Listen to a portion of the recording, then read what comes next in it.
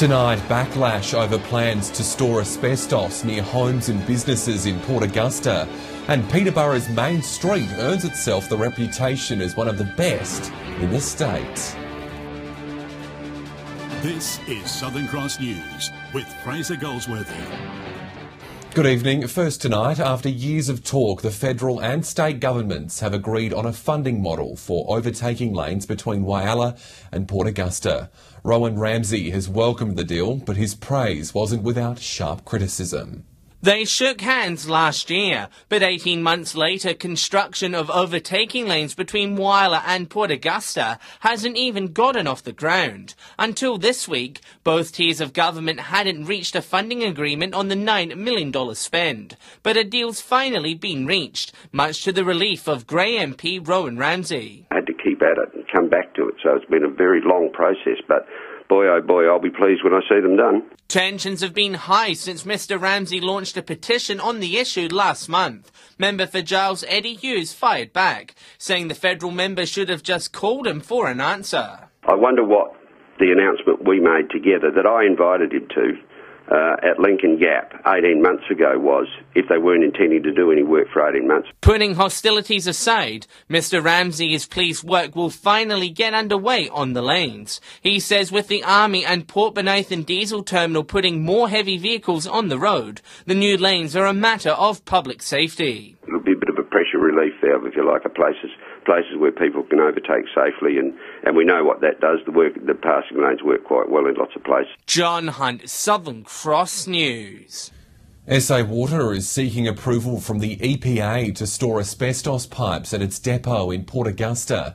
It's assured the materials will be stored under strict regulation, but that hasn't calmed fierce opposition. For Jeff Moll, a proposal to store asbestos-ridden materials at SA Water's suburban site is far too close to home. You got all these eateries all around it,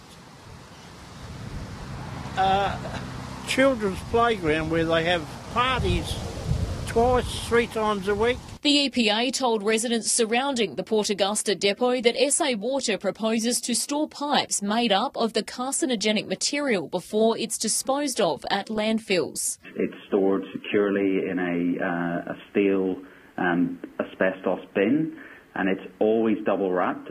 SA Water says the materials would be stored at the depot for up to a month before they're transported out, and that there's no cause for alarm. There's absolutely no risk, and it's unfortunate.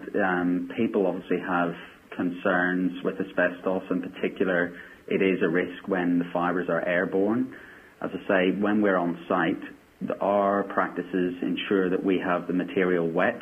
With houses and restaurants just metres away, the local MP is demanding it chooses another site. This is not the place to be even thinking about recycling asbestos. Amelia Simpson, Southern Cross News. Port Lincoln High School will receive a $15 million boost as part of a state government push to update schools across the state. The funding will go towards improving classrooms and modern facilities. It's an education boost 30 years in the making. For me it's fantastic because I was an ex-student of this high school, so I know what it was like to walk into the new facility. The red buildings were here when I first came to school. Port Lincoln High has received a tick of approval to build new classrooms as part of a statewide initiative to modernise schools. The students will be able to access like modern day classrooms with little learning spaces and open areas. For teaching in the 21st century. It's been given $15 million, granting new learning opportunities for students. Especially coming through from Year 7 to Year 8, just to see all the new facilities. You know, they really want to boost the South Australian through public education, yeah.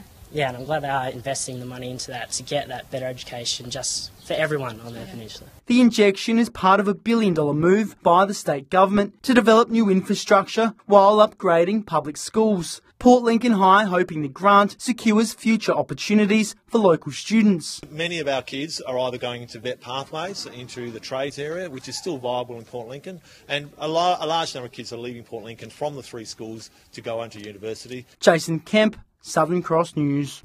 The main street of Peterborough has been recognised at an awards ceremony in Adelaide. The town has recently poured a lot of effort into redeveloping the strip in a bid to reinvigorate the area.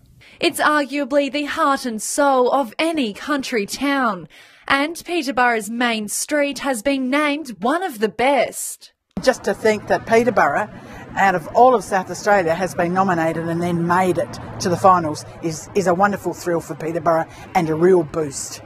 Council sought the $1.3 million upgrade to bring life back into the town. Done up the facades of all of the shops, put on new verandas, painted all the fronts, painted all the tops. In the shops that are empty, we are putting vinyl wraps, pictures of the area, so that the shops don't look empty. The nomination has boosted the local economy, with tourists now spending a night or two at the newly developed RV park. They are stopping more to have a look, and we have up on Ferguson Drive, there's caravans one after the other, just pulled up. So we've now got the drive where all the caravans and buses park, we've got the new town square, and now we've got the facades. Local residents now proud to call Peterborough their home. Done wonders for Peterborough to see all this done, and we feel very proud when we drive down the main street now. Rachel Nell, Southern Cross News. After the break, the inspiring story of a Canadian firefighter cycling around the world for cancer research. A survey has been launched to gauge the interest in building a new library in Broken Hill. One option that's proving popular with locals is constructing a new facility that utilises the facade of one of the city's main buildings. It's an eye-catching structure on the town's main street. The town hall facade, the best thing about it is Broken Hill's been heritage listed. That's a heritage building. Council says early consultation sessions with locals has seen positive results. 93% say it's time for a new library. As a community, we need to start to introduce facilities that are modern and state-of-the-art and stop thinking small and start to think big. Other options include renovating the current site or not changing a thing. The main idea gaining traction, though, is building a new library that incorporates the iconic town hall facade. The only sticking point, parking. If we do the right thing with the town hall facade, it's a facility that we can all in Broken Hill be proud of, and at the same time make sure that it's cost effective. A new survey has been launched by City Council asking for more feedback. It can be found on the Council's website. Hard copies at the Administrative Centre and the library will also be available. 2 more information sessions will also be held later this month. More people that suggest an idea, there's more likely that you come up with a proposal that incorporates everything. Patrick Ryanke, Southern Cross News. A Canadian firefighter and cancer survivor on a bike ride around the world has made his way through the region.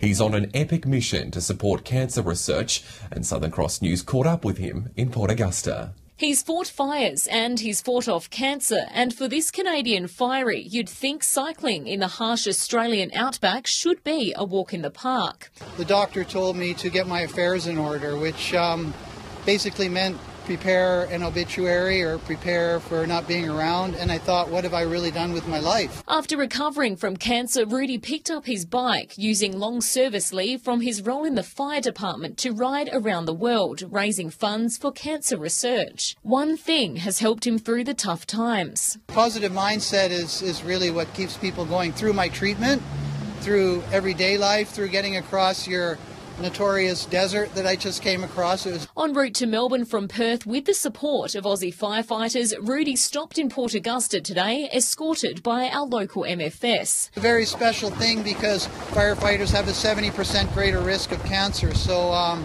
it's a very, very good cause that I ride for because it benefits not only firefighters but everybody else. To donate to Rudy's cause, visit our Facebook page. Amelia Simpson, Southern Cross News.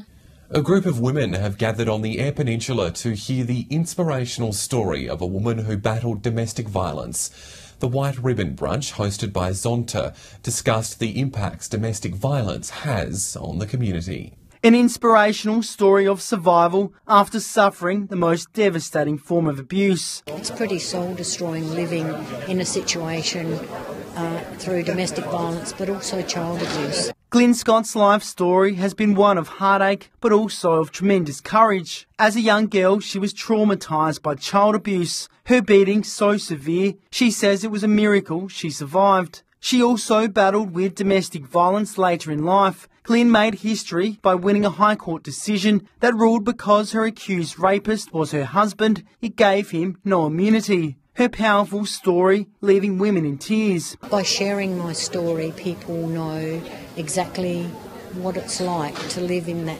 situation, and I believe that by me sharing my story it helps others. Glynn has written an autobiography and established the Love, Hope and Gratitude Foundation in hopes of inspiring other women to find a voice. We never know, and so we have to keep talking about it and keep that awareness in the forefront. Glenn offers a voice for those that aren't able to speak for themselves. The morning brunch, part of the Port Lincoln Zonta Club's White Ribbon campaign, bringing women together across the EP. Really important to know that you're not alone and that there are people that are willing to listen and that we're all friends. We just may not have met each other yet, and to know that there's a great sense of support within the community. Glynn was nominated as Senior South Australian of the Year and hopes to return to Port Lincoln to continue sharing her message. We have a fantastic community spirit here, which I envy, because I wish it could be the same everywhere. Jason Kemp,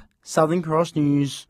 In the news ahead, the SA Police Band set to tour the region to bring some festive cheer. That's next.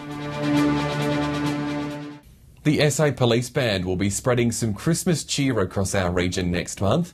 It'll be performing at concerts in Whyalla and Port Pirie to help bring in the festive season for 2017. Our state's police band is well renowned, playing at prestigious events such as the Queen's 90th birthday and the famous military tattoo. But it's now swapping Edinburgh for Country SA next month, as it returns to the region for a series of concerts. And the band will be coming here. They'll also be staying overnight, which is fantastic for Whyalla and our economy. And then, they'll be heading off the next day. The band will be getting into the festive spirit, playing our favourite holiday tunes in a 2-hour concert. A lot of them play multiple different instruments, which is exciting. There'll be singers as well as part of that 35 ensemble, and it'll be a nice sing-along event for people. It's the first time the band has toured in our region since 2015, and it's hoped the concert will get people hitting the right notes ahead of Christmas. Sort of kicks off the festive season for us especially as well. Get everyone into the spirit. Be good. The band plays in Port Pirie on December 1 and Whyalla on December 2. Tickets are now on sale. John Hunt, Southern Cross News. Broken Hill Cricket will return to the Jubilee Oval this weekend after being out of action for more than a year due to poor weather conditions. Ground staff have been working around the clock to roll out a new pitch, ready for the rest of the A-grade season.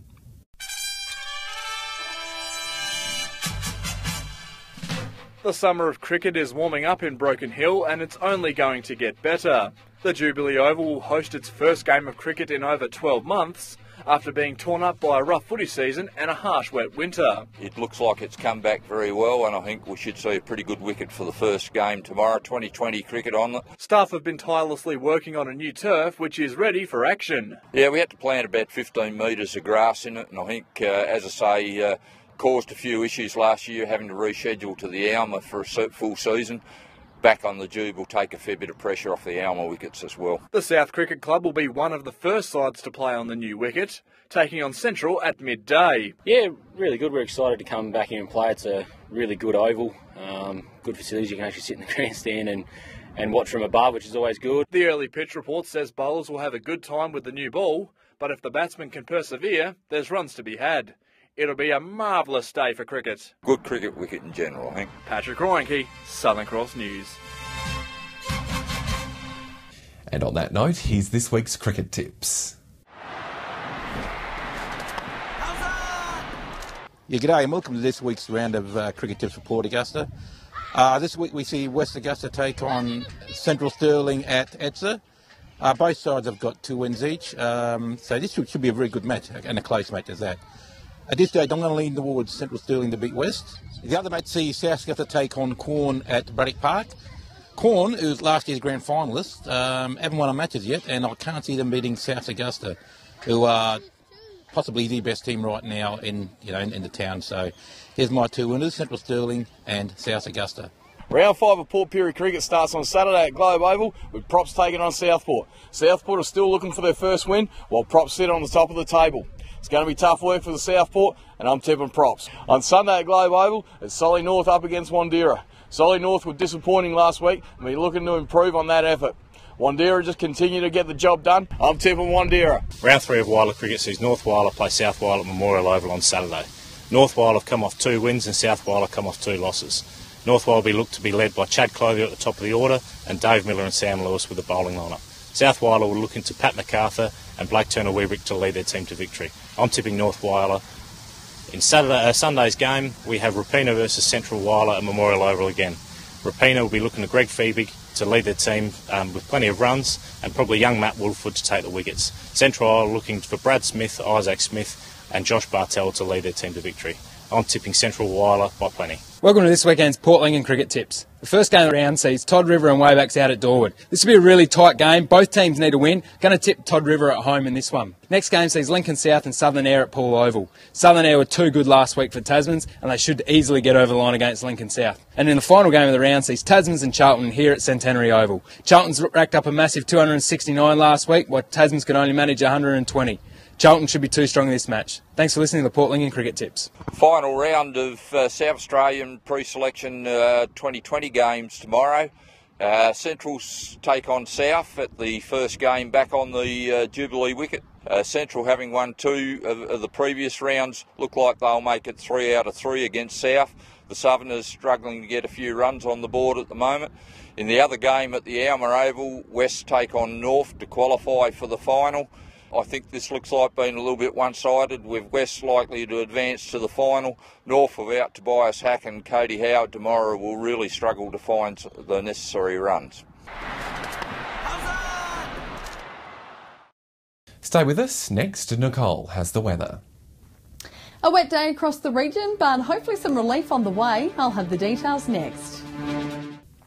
Welcome back to the weather now. A bit of an overcast day across the region. The odd shower about in Port Augusta and Whyalla, seeing the temperatures cool off in Port Lincoln, reaching 17 degrees. Some cloud about in Broken Hill as well for 23, and looking like it was a little grey in Adelaide as well, peaking at 19 degrees.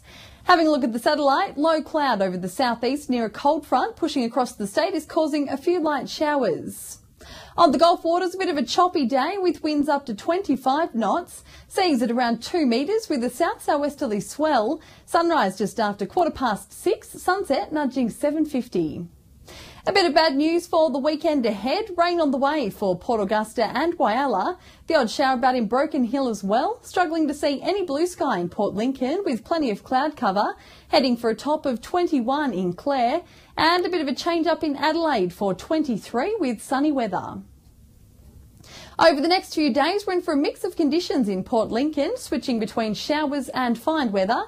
A bit of rain about Sunday in Cleef before it clears Monday, reaching a top of 27 in Woodner tomorrow to start the weekend. A bit of a downpour on the way for Whyalla before it clears Monday. Some relief for the farmers in Port Augusta with some showers to settle the dust over the weekend. And in Kadina it'll be mostly fine with the odd bit of rain about Sunday. In Port Pirie, we'll be staying inside with rain on the way. A bit of clear sky about tomorrow in Clare for 21 and finding up in Broken Hill after tomorrow, reaching 27 on Sunday. It's looking like we'll be stuck inside for most of the weekend. Fraser. That's no fun. Thanks, Nicole. And that's all the news to now. Thanks for joining us. We'll be back on Monday. Hope you can join us then. Good night.